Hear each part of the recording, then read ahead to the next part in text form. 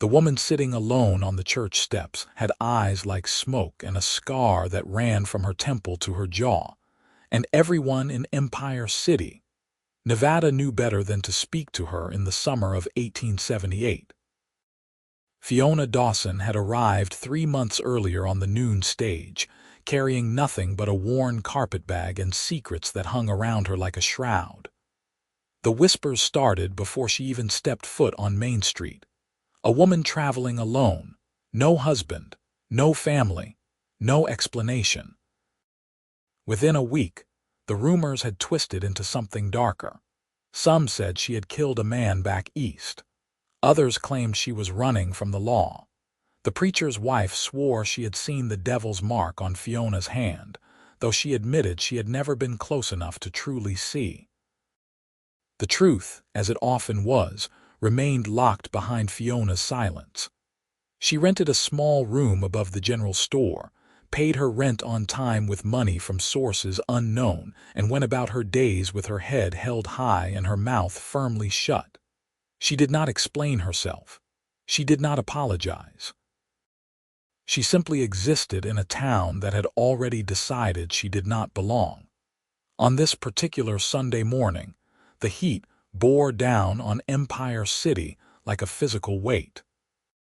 The service had just ended, and the congregation spilled out of the white clapboard church in their stiff collars and Sunday best, fanning themselves with hymnals and complaining about the weather. Fiona sat on the bottom step, her faded blue dress dusty at the hem, her dark hair pulled back in a simple braid. She had attended the service as she did every week, sitting in the last pew, singing the hymns quietly to herself while the rest of the congregation pretended she did not exist. The families passed by her without a glance. The shopkeepers averted their eyes. Even the children, who had been taught by their mothers that Fiona Dawson was not to be acknowledged, gave her a wide berth. She was a ghost among the living, present but unseen. Quinton Xavier had been watching her for 3 Sundays now. He was a tall man, lean from years of hard work, with sun-darkened skin and pale green eyes that seemed to see more than most. At 26, he had already lived a life that would have broken weaker men. He had driven cattle from Texas to Montana, survived a winter in the Rockies that killed half his crew, and once stared down a grizzly bear with nothing but a hunting knife and sheer stubbornness. He worked now at the Double R Ranch just outside town, breaking horses and mending fences, and trying to save enough money to buy his own piece of land someday. He was not a man given to following crowds or caring much about gossip. His mama, God rest her soul, had raised him to judge people by their actions, not by rumors whispered behind closed doors. And what he saw when he looked at Fiona Dawson was not a dangerous woman or a criminal. He saw loneliness. He saw pride. He saw someone who was trying her damnedest to survive in a world that had decided she was not worth its time. So on this Sunday, while the rest of the congregation hurried past Fiona as though she carried the plague, Quinton Xavier walked straight toward her. He stopped at the bottom of the steps, removed his hat with a slow, deliberate motion, and met her startled gray eyes with a slight nod. "Morning, miss," he said, his voice low and steady. "Mind if I sit?" Fiona stared at him as though he had spoken in a foreign tongue. Her lips parted slightly, but no sound emerged. Around them, the crowd had gone eerily quiet.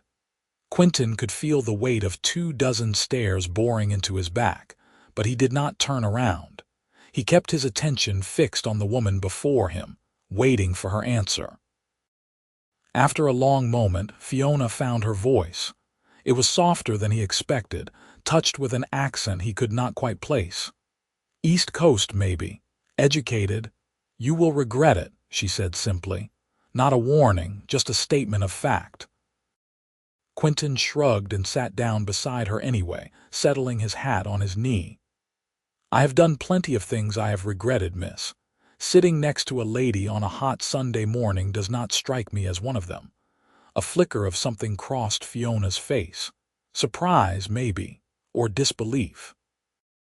She looked down at her hands, folded tightly in her lap, and Quinton could see them trembling slightly. Behind them, the crowd began to move again, breaking into scandalized murmurs. He heard Mrs. Henderson's shrill voice rise above the rest. "Well, I never.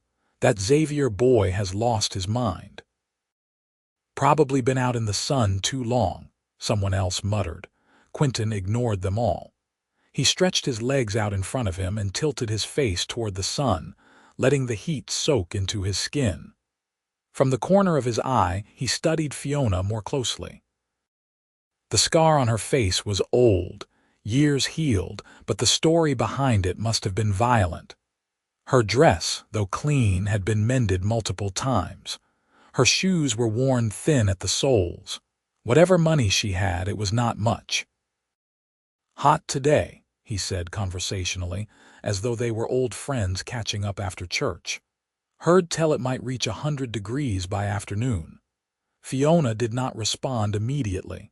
When she finally spoke, her voice was cautious, testing. "You do not know me." "No, miss, I do not," Quinton agreed. "But I figure that is what talking is for, getting to know folks. The town has already decided what they know about me." "The town," Quinton said slowly, "talks a lot of nonsense about a lot of things. I prefer to make up my own mind." Fiona turned to look at him fully for the first time. Her eyes were extraordinary, he realized, gray like storm clouds with flecks of silver that caught the light. They were also deeply sad, as though they had witnessed things no person should have to see. "Why?" she asked. The single word carried the weight of 1,000 questions. Quinton considered his answer carefully. "My mama used to say that the measure of a town is not in how it treats its finest citizens, but in how it treats the ones nobody wants. I have been watching this town treat you poorly for weeks now, and I figured it was past time someone showed a little common decency." Something shifted in Fiona's expression. The hard shell she wore like armor cracked just slightly, and Quinton caught a glimpse of the woman beneath. Vulnerable. Weary, desperately grateful for a simple kindness. "Your mother sounds like she was a good woman," Fiona said quietly. "She was the best," Quinton agreed. "She passed 4 years ago. Fever took her quick. I am sorry for your loss." "Thank you, miss." He paused, then extended his hand. "I am Quinton Xavier. Most folks call me Quinn." Fiona looked at his outstretched hand as though it might bite her. Quinton kept it there, steady and patient, until finally, slowly, she reached out and placed her smaller hand in his.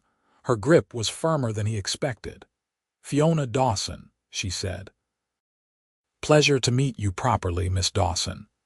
They shook once formally, and when Fiona withdrew her hand, Quinton thought he saw the ghost of a smile touch her lips. It vanished almost immediately, but it had been there.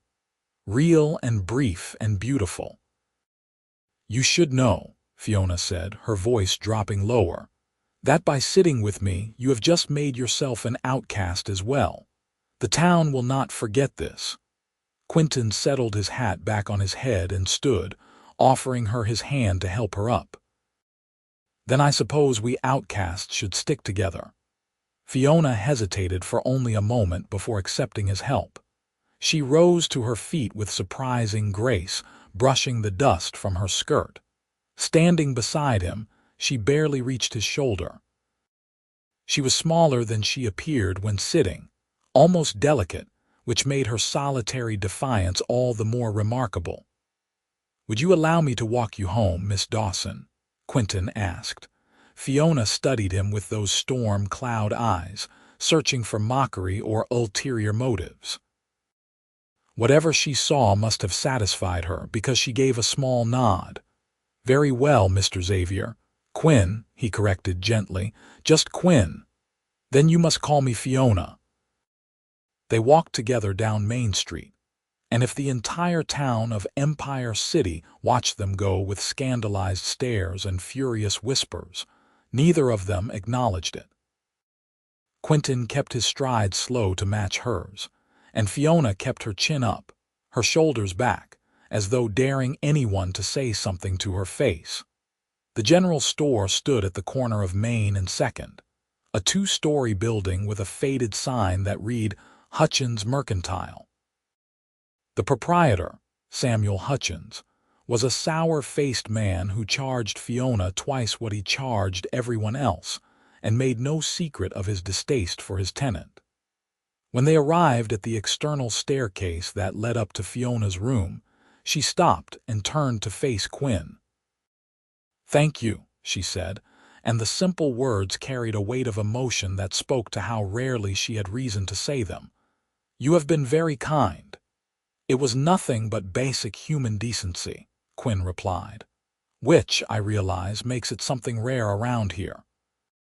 Fiona's lips quirked in that almost smile again. "Even so, thank you." Quinn nodded, then surprised himself by asking, "Would you allow me to call on you again, Fiona? Perhaps tomorrow evening. I finish work at the ranch by 6. The hope that flared in Fiona's eyes was so bright and sudden that it nearly hurt to witness. Just as quickly, she tamped it down, replacing it with caution. "You do not have to," she said carefully. "You have already done more than anyone else in this town." "I know I do not have to," Quinn said. "I want to, if you are agreeable to it." Fiona looked down at her worn shoes, and when she looked back up, her eyes were suspiciously bright. "I would like that very much." "Tomorrow at 6, then." "Tomorrow at 6, Fiona echoed. Quinn tipped his hat to her one more time, then turned and walked back down Main Street toward the livery where he had left his horse.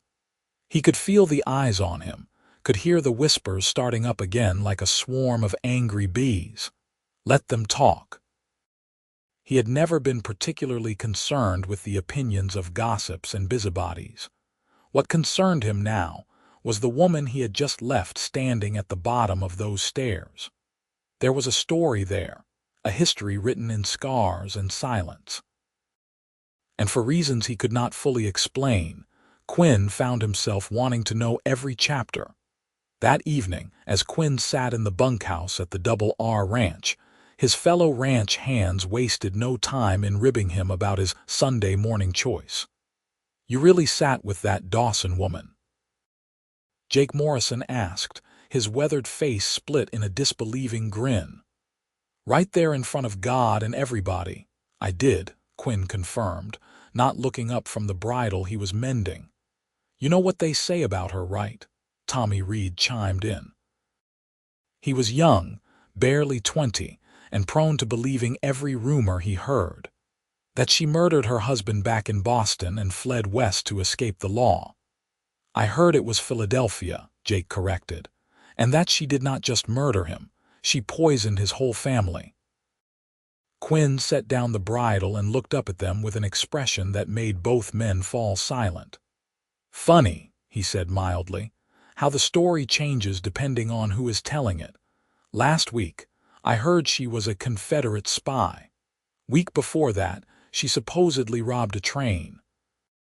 You would think if she were half as dangerous as people claim, the marshals would have come for her by now."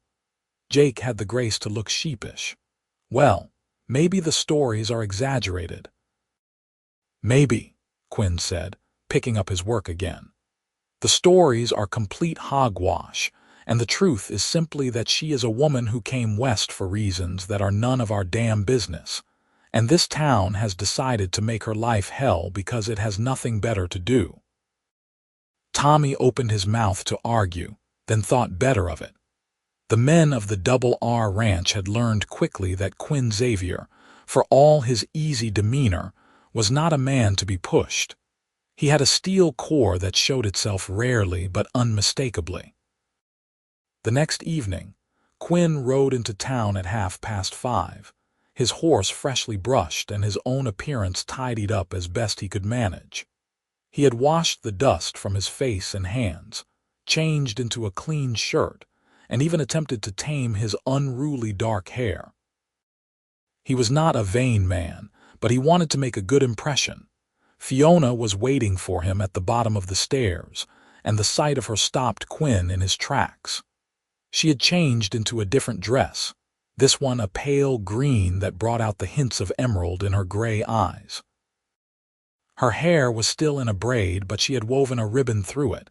She looked lovely, more than lovely. She looked hopeful. "Good evening," Quinn said, dismounting and securing his horse to the hitching post. "Good evening," Fiona replied.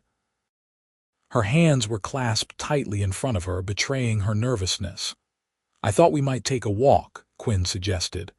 "There is a nice path along the creek just outside town, cooler there." Fiona nodded. "That sounds pleasant." They walked side by side through the dusty streets, drawing stares and whispers as they went. Quinn kept his attention on Fiona, pointing out various landmarks and sharing bits of local history. She listened intently, occasionally asking questions in that soft, educated voice of hers. It was not until they reached the creek, away from the prying eyes of the town, that both of them seemed to relax. The creek was narrow but clear, lined with cottonwood trees that provided blessed shade. The sound of running water was soothing, a counterpoint to the harsh silence of the desert that surrounded Empire City.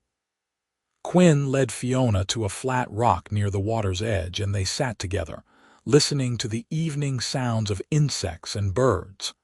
"This is beautiful," Fiona said quietly. "I did not know this place existed." "Most folks in town stick to Main Street and the church," Quinn said.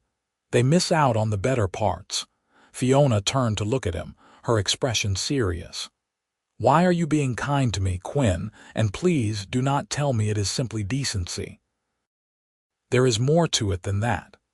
Quinn considered lying or deflecting, but something in Fiona's eyes demanded honesty. "I suppose," he said slowly, "because I know what it feels like to be judged for things beyond your control. My father was a drunk who gambled away everything we had and then abandoned us when I was 12. Left my mama and me with nothing but debts and his bad reputation. Took years before people stopped looking at me like I was going to turn out just like him." Fiona's expression softened with understanding. "Did you turn out like him?" "Not even close," Quinn said firmly. "I swore I would be different, better. But the point is, I spent years being treated like I was guilty of his sins. So when I see this town doing the same thing to you, treating you like you have already been tried and convicted without even knowing your story, it makes me angry." "My story is not a happy one," Fiona warned. "Most true stories are not." Fiona was quiet for a long moment, staring at the water flowing past. When she finally spoke, her voice was barely above a whisper. "I was married 3 years ago in Philadelphia to a man my father chose for me, Thomas Wilcox. He was wealthy, respectable, from a good family. Everything my father wanted for his daughter." Quinn waited, not pushing, letting her tell it in her own time. "Thomas was charming in public," Fiona continued, "but behind closed doors he was cruel. He drank heavily, and when he drank he became violent. The scar on my face, that is from him."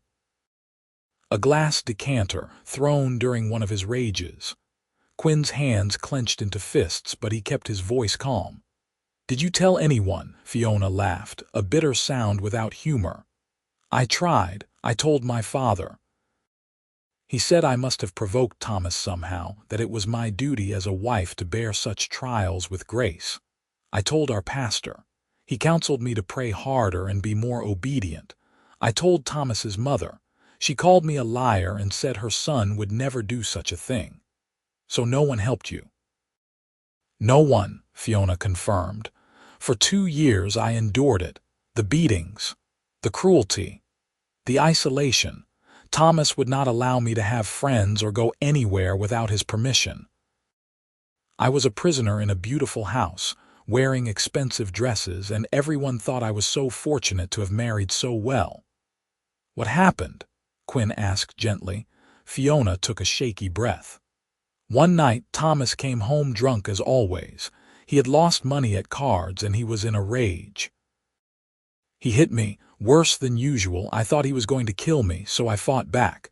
There was a poker by the fireplace. I grabbed it and I swung. She paused and Quinn saw her hands trembling. He reached over and covered them with one of his own, offering silent support. I hit him, Fiona said. Hard enough that he fell and did not get up. I thought I had killed him. I panicked. I packed a bag and fled. I used what little money I had hidden away to buy a ticket west. I kept moving, kept running, until I reached Empire City. And Thomas? Quinn asked. I do not know, Fiona admitted. I never went back. For all I know, I did kill him. Or maybe he survived and is looking for me. I have no way of knowing. Quinn processed this information carefully. So the town's rumors are wrong. You are not a murderess. You are a survivor. The law might not see it that way. The law, Quinn said firmly, is a bunch of words written by men who never had to fear for their lives in their own homes. Far as I am concerned, you did what you had to do to survive. There is no shame in that. Fiona looked at him with such raw gratitude that Quinn felt something shift in his chest. This woman had been carrying this burden alone for 3 years, living in fear and isolation, and the simple act of being believed seemed to lift a weight from her shoulders. Thank you, she said. For listening, for not judging. Nothing to judge, Quinn said. You are one of the bravest people I have ever met, Fiona Dawson. They sat together by the creek as the sun began to set, painting the sky in shades of orange and pink. They talked about lighter things now. Quinn told her about the ranch, about the horses he trained, about his dream of owning his own land someday. Fiona told him about the books she loved, about how she had taught herself to sew and cook, about the small joys she found in her solitary life.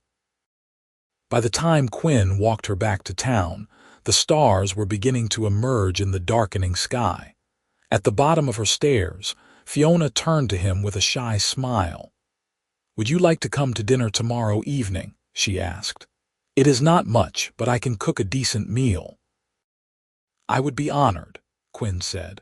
Over the following weeks, Quinn and Fiona fell into a rhythm. He would finish work at the ranch and ride into town, and they would have dinner in her small room above the general store. She was, as promised, a good cook, managing to create delicious meals from simple ingredients. They would talk for hours about everything and nothing, and Quinn found himself looking forward to those evenings more than anything else in his life. The town's reaction ranged from scandalized to hostile. Shopkeepers refused to serve Quinn. Former friends turned their backs on him. The preacher even pulled him aside one Sunday to lecture him about the company he was keeping. Quinn listened politely, then told the preacher in no uncertain terms that his personal life was none of the church's business. But for every door that closed, Quinn found he did not care. What mattered was the way Fiona's face lit up when he arrived. The way her laughter, rare and precious, filled her small room with warmth. The way she slowly, carefully began to trust him with the pieces of herself she had kept hidden for so long. He was falling in love with her. He knew it, and the knowledge both thrilled and terrified him. It was a Saturday afternoon in late August when everything came to a head. Quinn had ridden into town to pick up supplies, and as he was leaving Hutchins Mercantile, he overheard voices from the alley beside the building. He recognized Samuel Hutchins' nasal tone immediately. I am telling you, Sheriff, she is trouble. That woman needs to go. What exactly has she done, Samuel? The sheriff's voice was weary, as though they had had this conversation before. It is not what she has done. It is what she is. A woman alone. No family, no husband. It is not natural. And now she has corrupted that Xavier boy. He used to be a decent fellow, and now he is just as much an outcast as she is. Quinn's jaw tightened, but he forced himself to stay quiet and listen. I cannot run someone out of town for being a woman alone, the sheriff said. That is not against any law. Then make up a reason, Hutchins insisted. Vagrancy, solicitation. I do not care, just get her out of my building and out of this town. I am not going to trump up charges against an innocent woman. Innocent? Hutchins laughed harshly. You really believe that? Everyone knows she is running from something. Probably the law. Quinn had heard enough. He stepped around the corner, making his presence known. Both men startled, and Hutchins had the decency to look embarrassed. Mr. Hutchins, Quinn said, his voice dangerously calm. I could not help but overhear. If you have an issue with Miss Dawson paying her rent on time and keeping to herself, I would love to hear what it is. Otherwise, I suggest you stop trying to convince the sheriff to break the law on your behalf. Hutchins' face flushed red. This is not your concern, Xavier. Anything involving Fiona is my concern, Quinn said flatly. The sheriff, a grizzled man named Tom Brennan who had seen enough of life to be relatively immune to gossip, held up a hand. Everyone calmed down. Samuel, I have told you before and I will tell you again. Miss Dawson has not broken any laws. She pays her rent. She keeps to herself. The fact that you do not like her is not a legal matter. Now, I suggest you drop this, because if you keep pushing, I might start wondering if you are trying to intimidate a tenant, which could be a problem. Hutchins sputtered, but under the sheriff's stern gaze he backed down. Fine, but mark my words, no good will come of this. He stalked off, muttering under his breath. Sheriff Brennan turned to Quinn with a considering look. You are making a lot of enemies, son. I know, Quinn said. Is she worth it? Quinn did not hesitate. Yes, Brennan nodded slowly. I have been watching you too. You seem like decent people. For what it is worth, I think this town is full of hypocrites who need to mind their own business. But I am also a realist. This kind of hostility does not go away. It gets worse. You both need to be careful. I appreciate the warning, Sheriff. Quinn left the mercantile with his supplies, but Brennan's words stayed with him. The sheriff was right. The town's hostility was escalating, and it was only a matter of time before it turned into something more dangerous. He needed to talk to Fiona about it. They needed to make a plan. That evening, when Quinn arrived at Fiona's room, he found her sitting by the window, staring out at the street below with a troubled expression. She looked up when he entered, and he could see she had been crying. What happened? He asked, setting down his hat and going to her immediately. Hutchins came up earlier, Fiona said quietly. He told me that he is raising my rent, doubling it, effective immediately. Quinn swore under his breath. He cannot do that. You have an agreement. A verbal agreement, Fiona corrected. Nothing in writing. He says if I do not like it, I can find somewhere else to live. But we both know there is nowhere else in this town that will rent to me. Quinn knelt beside her chair, taking her hands in his. Then you will not stay in this town. Fiona looked at him in confusion. What do you mean? Marry me, Quinn said. The words came out in a rush, unplanned but absolutely certain. Marry me, Fiona. We will leave Empire City. I have saved enough money for a down payment on land. We can go north to Oregon maybe, or California. Somewhere we can start fresh, build a life together. Fiona stared at him, her eyes wide with shock. Quinn, you cannot be serious. I have never been more serious about anything in my life, he said. I love you, Fiona. I have loved you since that first Sunday when I sat beside you on those church steps. I love your strength, your courage, your kindness. I love the way you see the world, the way you fight even when everything is stacked against you. I love everything about you. Tears streamed down Fiona's face. I love you too, she whispered. God help me, I love you so much. But I cannot ask you to give up everything for me. You are not asking, I am offering, freely, gladly. Quinn squeezed her hands gently. I do not care about this town or what it thinks. I care about you, about us, about the life we could build together. Say yes, Fiona, please." Fiona pulled one hand free to touch his face, her fingers trembling against his cheek. "You are the best man I have ever known," she said. "And yes, yes, I will marry you." Quinn pulled her into his arms, holding her close, feeling the way she trembled against him. Relief and joy flooded through him in equal measure. She had said yes. They were going to leave this God-forsaken town and build something real together. "We should leave soon," Fiona said, her voice muffled against his shoulder, "before Hutchins or someone else tries to cause more trouble." "Agreed," Quinn said. "I will give my notice at the ranch tomorrow. We can be gone within the week." They spent the rest of the evening making plans. Quinn would sell his horse and gear, adding to their savings. Fiona would pack her few belongings.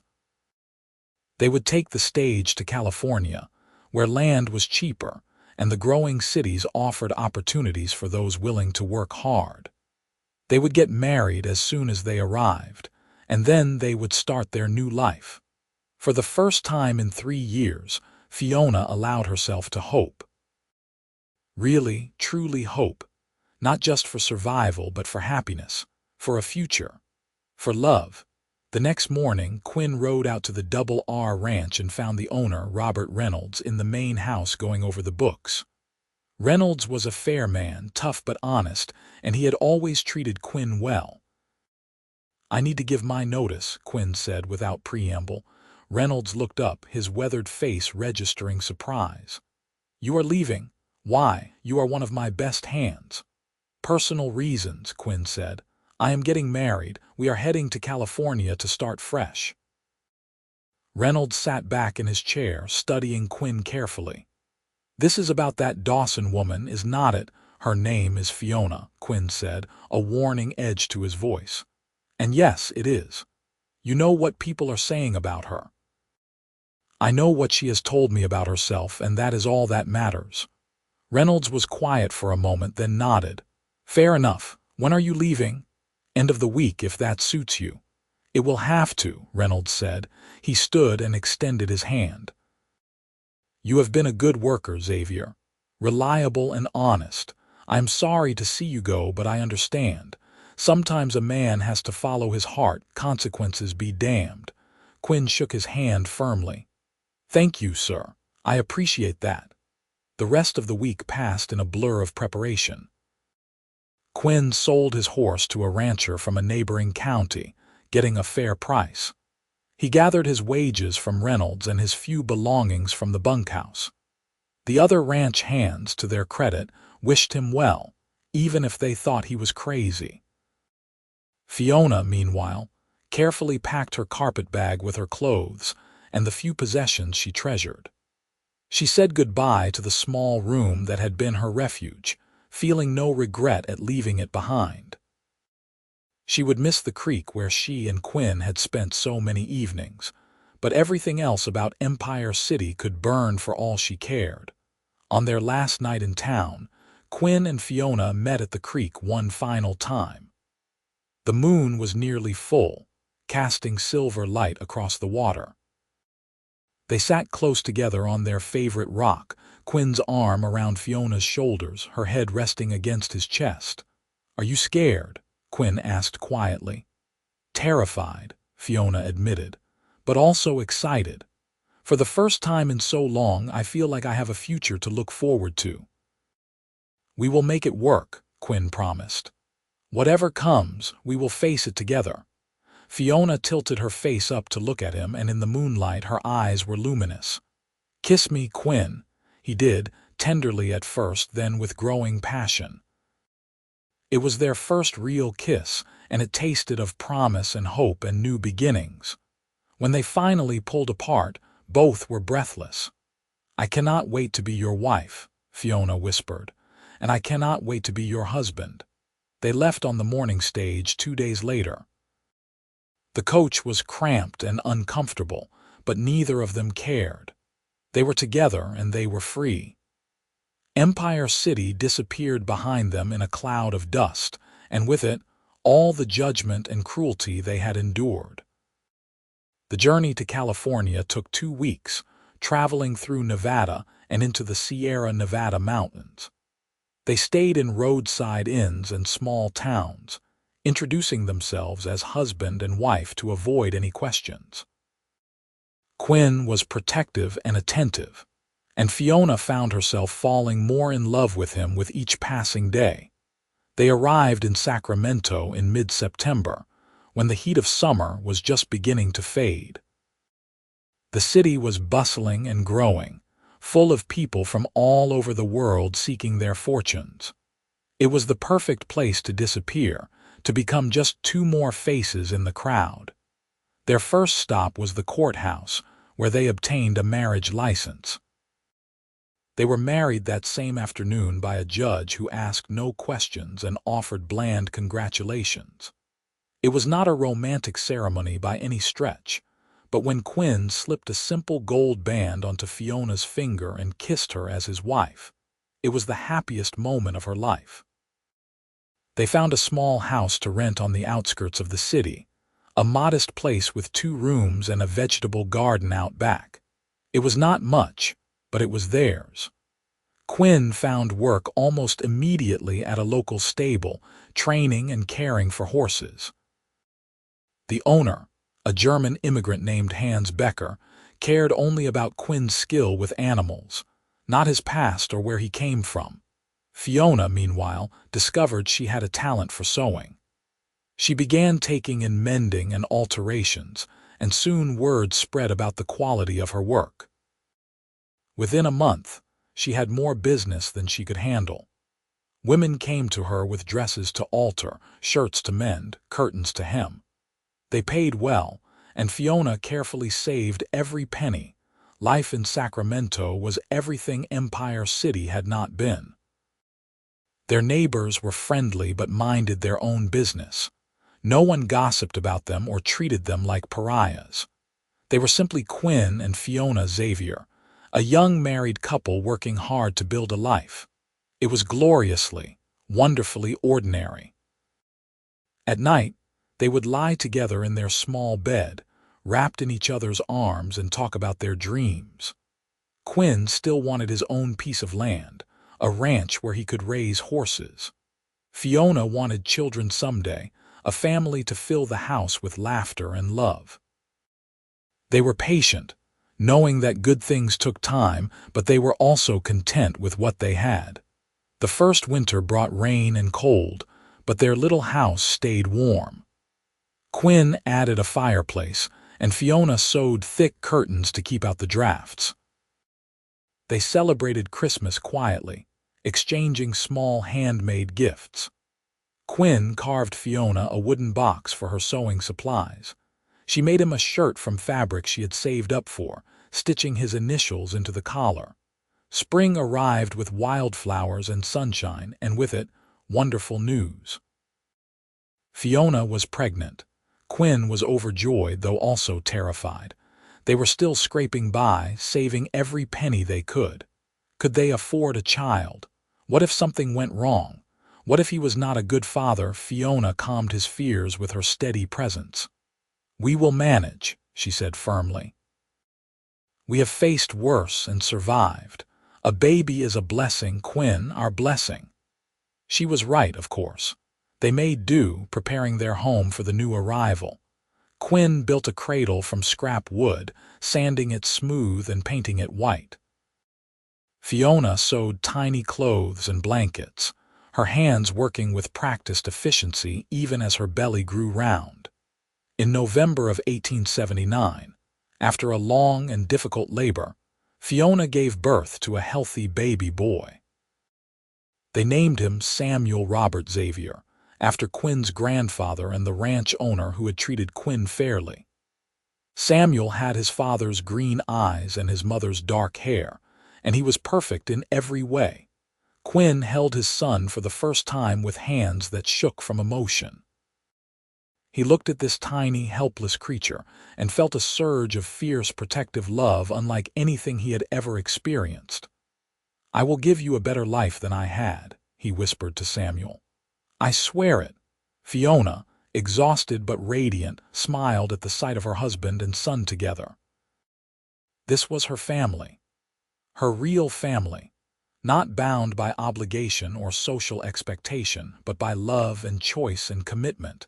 The years that followed were not easy, but they were good. Quinn continued to work at the stable, gradually earning more responsibility and better pay. Fiona's sewing business flourished, and she hired 2 local women to help with the overflow of work. They saved diligently, adding to their nest egg month by month. Samuel grew into a bright, curious toddler who adored both his parents. He had his father's adventurous spirit and his mother's thoughtful nature. Quinn taught him to care for horses as soon as he could walk, lifting him up to stroke the animals' noses and teaching him to be gentle. Fiona read to him every night, instilling in him a love of stories and learning. When Samuel was 3, Fiona gave birth to a daughter. They named her Rose Marie, and she was as beautiful as her namesake. She had Fiona's gray eyes and Quinn's easy smile. Samuel was immediately smitten with his baby sister, appointing himself her protector and constant companion. By 1883, 5 years after they had fled Empire City, Quinn and Fiona had saved enough money to make their dream a reality. They purchased 100 acres of land in the foothills east of Sacramento, with a creek running through it and enough grazing land for horses. It was everything they had hoped for. Quinn built their house with his own hands, with help from neighbors who had become friends. It was a sturdy 2-story structure with a wide porch and windows that let in the morning sun. Fiona planted flowers around the foundation and vegetables in a garden plot. They added a barn, fencing, and corrals. The Xavier Ranch was born.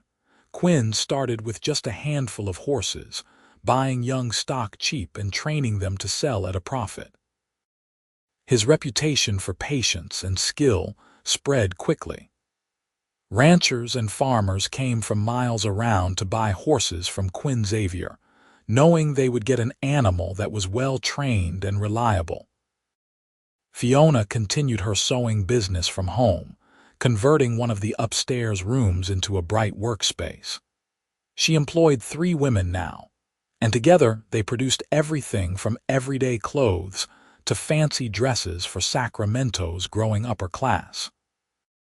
The income from her business helped supplement the ranch during lean years and allowed them to expand during good ones. Life was full and busy. Samuel and Rose grew like weeds, healthy and happy and loved. They attended the small schoolhouse in the nearby town, where they made friends and learned their letters and numbers. Quinn taught them to ride, to rope, to care for animals. Fiona taught them to read, to sew, to cook, to think critically about the world. There were hard times, of course. A drought one year that nearly broke them. A winter so cold they lost 3 horses to illness. Times when money was tight and worry kept them awake at night.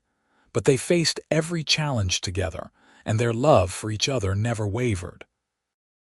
On their 7th wedding anniversary, Quinn surprised Fiona with a gift. He led her out to the barn, where he revealed a beautiful mare with a silver-white coat and intelligent eyes. "She is yours," Quinn said, grinning at Fiona's stunned expression. "I have been training her for months. She is gentle but spirited. I thought you might like to ride again." Fiona had not ridden since before her marriage to Thomas, when she was a girl and life was simpler. She approached the mare with wonder, stroking her neck and feeling the powerful muscles beneath the smooth coat. "She is beautiful," Fiona breathed. "What is her name?" "I thought you should name her." Fiona considered for a moment, then smiled. "Hope. Her name is Hope." Quinn understood immediately. Hope for the future, hope for healing. Hope for all the good things they had built together from the ashes of their painful pasts. "Perfect," he said, wrapping his arms around his wife from behind. "Just like you." Fiona learned to ride again, and it was like reclaiming a piece of herself she had thought lost forever. She and Hope would ride across their land at sunrise, watching the world wake up, feeling the wind in her hair and the freedom in her heart. Sometimes Quinn would join her, and they would ride together, hand in hand when the path allowed, partners in every sense of the word. In 1886, when Samuel was 7 and Rose was 4, Fiona gave birth to twin boys. The pregnancy had been difficult, and the birth even more so, but both babies arrived healthy and squalling. They named them Thomas Quinn and James Michael, and they completed their family perfectly. Samuel took to his role as big brother with enthusiasm, helping to watch the twins and teaching Rose how to make them laugh. The house was constantly filled with noise and chaos and love. Quinn and Fiona were exhausted most days, but they were also deeply, profoundly happy. The ranch prospered. By 1888, they had expanded to 200 acres and employed 3 full-time ranch hands. Quinn's horses were some of the finest in the region, and people came from as far as San Francisco to buy from him. Fiona's sewing business had grown into a legitimate dress shop in Sacramento, run day to day by her manager but still owned and overseen by Fiona herself. They had achieved everything they had dreamed of and more. They had land. They had a thriving business. They had 4 healthy, happy children. They had each other. But perhaps most importantly, they had peace. One evening in late summer, after the children had been put to bed and the ranch hands had retired to the bunkhouse, Quinn and Fiona sat together on their porch, watching the sunset paint the sky in brilliant colors. Quinn had his arm around Fiona's shoulders and she leaned into him with a contented sigh. "You ever think about Empire City?" Fiona asked quietly. "Sometimes," Quinn admitted, "but only to be grateful we left." "I think about that first Sunday," Fiona said. "When you sat beside me on those church steps. I was so certain that I would spend the rest of my life alone, that no one would ever see me as anything other than the woman the town had decided I was." "I saw you," Quinn said simply. "I saw a woman who refused to break, no matter how hard they tried to make her. That takes a strength most people will never understand." Fiona turned to look at him, her eyes shining with emotion. "You saved me, Quinn, in every way a person can be saved." Quinn shook his head gently. "No, darling. You saved yourself. You survived. You endured. You kept going. All I did was have the good sense to sit down beside you and get to know the remarkable woman you are." Fiona kissed him then, soft and sweet, a kiss that spoke of a decade of love and trust and partnership. When they pulled apart, she rested her forehead against his. "I love you," she whispered, "more than words can say." "I love you too," Quinn replied. "Today, tomorrow, and every day after that." They sat together in comfortable silence as the stars began to emerge one by one in the darkening sky. From inside the house, they could hear the faint sounds of the children sleeping, the creak of floorboards, the settling of their home. It was the sound of a life well lived, a family well loved, a future full of promise. Fiona thought back to that broken woman who had arrived in Empire City with nothing but secrets and scars, who had sat alone on those church steps believing she would never know kindness again. She thought about how one simple act, one man tipping his hat and sitting beside her, had changed everything, not because he had rescued her, not because he had solved all her problems, but because he had seen her, really seen her. And in that seeing, he had offered her something she had thought she lost forever, a chance, a choice, a future. The years continued to pass with the steady rhythm of a life lived fully. Samuel grew into a tall, strong young man who shared his father's way with horses and his mother's thoughtful nature. He took over more responsibility on the ranch, working alongside Quinn with an ease and competence that made his father proud. Rose bloomed into a beautiful, intelligent young woman with a gift for business that surprised everyone. She took over the management of her mother's dress shop when she was only 19, modernizing the operations and expanding into ready-to-wear garments that made fashion accessible to working women. Under her guidance, the shop became one of the most successful businesses in Sacramento. The twins, Thomas and James, were inseparable and mischievous in equal measure. They kept their parents perpetually entertained and occasionally exasperated. Thomas had his father's adventurous spirit and dreamed of seeing the world beyond California. James was more content to stay close to home, working on the ranch and learning everything he could about breeding and training horses. In 1895, when Samuel was 16, he fell in love with the daughter of a neighboring rancher. Her name was Elizabeth Chen, and her parents had immigrated from China 20 years earlier. The Chen family faced their own share of prejudice and discrimination, and perhaps because of that, Samuel and Elizabeth understood each other in a way that went beyond mere attraction. Quinn and Fiona welcomed Elizabeth into their family with open arms, remembering all too well what it felt like to be judged and excluded. When Samuel announced his intention to marry Elizabeth on his 18th birthday, they gave their blessing without hesitation. The wedding was held on the Xavier Ranch in the spring of 1897, with friends and neighbors gathered to celebrate. It was a beautiful fusion of traditions, honoring both Samuel's and Elizabeth's backgrounds. Quinn stood beside his son with tears in his eyes, seeing in Samuel the man he himself had strived to be. Kind, brave, and willing to stand against the prejudices of the world for the sake of love, Fiona watched her son exchange vows with his bride and felt her heart swell with pride and joy.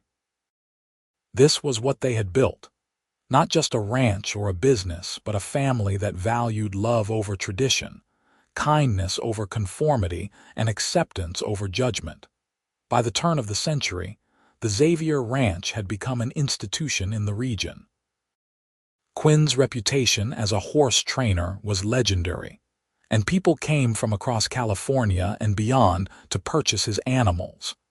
The ranch employed a dozen workers, many of whom had been with the family for years. Fiona's dress shop had expanded to 3 locations, making her one of the most successful businesswomen in Sacramento. She employed over 30 seamstresses and had contracts with several department stores in San Francisco. But despite her success, she never forgot where she had come from.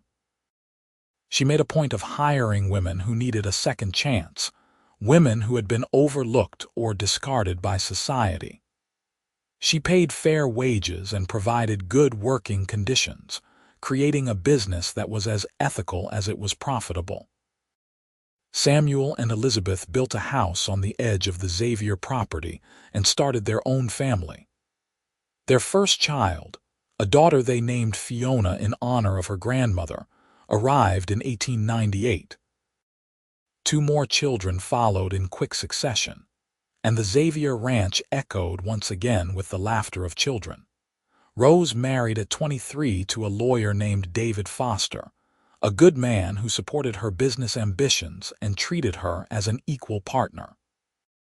They lived in Sacramento and had 2 children, balancing careers and family with a modern sensibility that made Fiona proud. The twins took different paths, as they always knew they would. Thomas left California in 1902 to see the world, sending letters and postcards from New York, Boston, London, and Paris. He eventually settled in Seattle and opened a shipping company that thrived on the Pacific trade routes. James stayed on the ranch, marrying a local girl named Margaret and taking over the day-to-day operations alongside his father. Quinn and Fiona grew older gracefully, their hair turning silver, their faces lined with the evidence of lives well lived. Quinn's hands, roughened by decades of hard work, developed arthritis, but he still spent every day working with the horses he loved. Fiona's eyes grew weaker, making the fine detail work of sewing more difficult, but she still oversaw her business with sharp intelligence and unwavering standards. They celebrated their 30th wedding anniversary in 1909 with all 4 of their children, their grandchildren, and half the county in attendance. It was a joyous affair, held on the ranch with music and dancing and food enough to feed an army. Friends gave speeches, praising Quinn and Fiona's love story, their business acumen, their generosity, and their unwavering commitment to each other and their community. When it came time for Quinn to speak, he stood with Fiona at his side and looked out at the assembled crowd. His voice was still strong, though his body had slowed. 30 years ago, he said, I made the best decision of my life. I sat down beside a woman nobody in town would speak to, and I got to know her. And in knowing her, I found everything I had been searching for: love, partnership, purpose. She is my wife, my best friend, and the mother of my children. She is the reason for every good thing in my life. He turned to Fiona, taking her hands in his. Thank you, he said, his voice thick with emotion, for saying yes, for trusting me, for building this life with me. You are, and always will be, the greatest blessing I have ever known. Fiona, never one for public speaking, simply stood on her toes and kissed him, to the delight of the crowd. When they pulled apart, she whispered something in his ear that no one else could hear. Quinn laughed, his eyes crinkling with joy, and pulled her close. The party went on late into the night, but eventually the guests departed, leaving Quinn and Fiona alone on their porch once more. It had become their favorite place over the years, this simple porch where they could sit and watch their world unfold before them. 30 years, Fiona mused. It feels like both a lifetime and no time at all. Best 30 years of my life, Quinn said firmly. Mine too. They sat in comfortable silence, holding hands, watching the stars. The same stars that had watched over them that first night by the creek in Empire City, when Fiona had shared her story and Quinn had offered his heart. The same stars that had witnessed every joy and sorrow, every triumph and challenge, every moment of their life together. You have any regrets? Fiona asked, a question she had never dared to ask before. Quinn considered it carefully, as he always did with important questions. Only one, he said finally. I wish I could have spared you all the pain you endured before we met. I wish you had never had to suffer the way you did. Fiona squeezed his hand. If I had not suffered, I would not have been in Empire City. And if I had not been in Empire City, I never would have met you. So perhaps, in some strange way, it was all necessary, all part of the path that led me here. That is a generous way to look at it. It is the only way I can look at it, Fiona said. Because the alternative is to be bitter about the past, and I refuse to let those years define me. You taught me that, Quinn. You taught me that I was more than the worst things that happened to me. Quinn pulled her close, and they sat together as they had 1,000 times before, two people who had found each other against all odds and built something beautiful from the broken pieces of their pasts. The years after their anniversary were slower, quieter. Quinn gradually stepped back from the daily operations of the ranch, letting James take the lead. Fiona sold 2 of her 3 dress shops, keeping only the original location and turning its management over to Rose. They spent their time with their grandchildren, telling stories and teaching lessons, and simply being present in the lives of the family they had created. In the spring of 1915, Quinn fell ill. It started as a cough, nothing serious, but it developed into pneumonia. Fiona nursed him with the same fierce determination she had brought to every challenge in her life, but even her devotion could not stop the march of time and illness. On a warm April morning, with Fiona holding his hand and all four of his children gathered around his bed, Quinton Xavier passed away peacefully at the age of 63. The loss devastated Fiona. For more than 3 decades, Quinn had been her partner, her protector, her greatest love. The world without him seemed dimmer, smaller, emptier. But she was surrounded by her children and grandchildren, all of whom carried pieces of Quinn in their faces, their gestures, their characters. And in that she found comfort. She lived for another 7 years, spending her time writing letters to Thomas in Seattle, visiting Rose in Sacramento, watching James run the ranch with his father's skill and integrity, and spoiling Samuel's grandchildren shamelessly. She told stories about their father and grandfather, making sure that his memory remained vivid and real for all of them. On her deathbed in 1922, at the age of 68, Fiona was surrounded by her family. Samuel held one hand, Rose the other. James stood at the foot of the bed with his wife, and even Thomas had made the journey from Seattle to say goodbye. Her grandchildren, now grown with children of their own, filled the room with love and grief in equal measure. "Tell me about the day you met Papa," Rose asked softly, as she had asked 100 times throughout her life. Fiona smiled, her eyes distant with memory. "He tipped his hat," she said, her voice weak but clear. "And he sat beside me. Everyone else in that town walked past like I was invisible, but he saw me. He has always seen me." "He loved you so much," Samuel said, tears streaming down his face.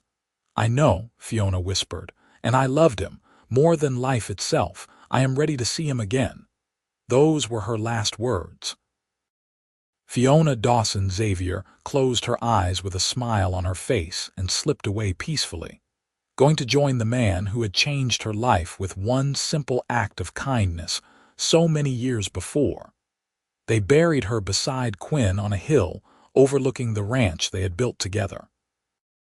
The entire community turned out for the funeral, paying respects to a woman who had overcome impossible odds to become one of the most respected figures in the region. Businesswomen spoke of her as a pioneer. Workers spoke of her fairness and generosity. Friends spoke of her wisdom and kindness. But it was Samuel, speaking as the eldest child, who captured the truth of his mother's life most clearly. "My mother taught me that we are not defined by where we start, but by how we choose to continue," he said, his voice carrying across the assembled crowd. "She taught me that love requires courage, that family is built through choice as much as blood, and that kindness can change a life. She and my father built something extraordinary together, not just a ranch or a business, but a legacy of love that will continue through their children and grandchildren and all the generations to come." He paused, looking at the headstone that now bore both his parents' names. They were two people who found each other when the world had turned its back on both of them. And from that connection, that choice to see each other truly and love each other completely, came all of this. All of us. We are their legacy, and we will honor it. The years passed, as years do, and the Xavier family continued to thrive. The ranch remained in the family through generations, growing and adapting with the times, but never losing the essential character that Quinn and Fiona had established. Their descendants carried their values forward, treating people with dignity, offering second chances, valuing love over prejudice, and always having the courage to sit down beside those whom others had abandoned. In 1978, exactly 100 years after Quinn first tipped his hat to Fiona on those church steps in Empire City, the Xavier family held a reunion on the ranch. Over 200 people attended, all descendants of Quinn and Fiona, plus their spouses and friends. They came from across the country and even from other parts of the world, drawn together by the bonds of family, and the story of two people who had refused to let the world break them. The great-great-grandchildren listened wide-eyed as the story was told once again. About the woman nobody spoke to. About the cowboy who tipped his hat and sat beside her. About how one act of kindness had sparked a love that changed everything. And on that hilltop where Quinn and Fiona lay buried together, looking out over the land they had claimed and the family they had created, someone placed fresh flowers. As fresh flowers were placed every year. As fresh flowers would continue to be placed for generations to come, because some love stories do not end with death. Some love stories become legends, passed down through time, inspiring each new generation to have courage, to show kindness, to see the people whom others overlook. Quinn and Fiona's story was one of those. It was a story of survival and second chances, of love found in the most unlikely of places, of two broken people who helped each other heal and built something beautiful from the ruins of their pasts. It was a story that began with a simple gesture on a hot Sunday morning in Empire City, Nevada, and it rippled outward through time, touching lives and changing hearts long after its main characters had left this world. It was, in the end, a story about the transformative power of love. And those stories never really end. They just continue, generation after generation, reminding us all that sometimes the greatest act of courage is simply to sit down beside someone whom the world has forgotten, to truly see them, and to offer them the gift of recognition, of dignity, of love. That was Quinn and Fiona's legacy. That was their gift to the world, and it endured as all great love stories do forever.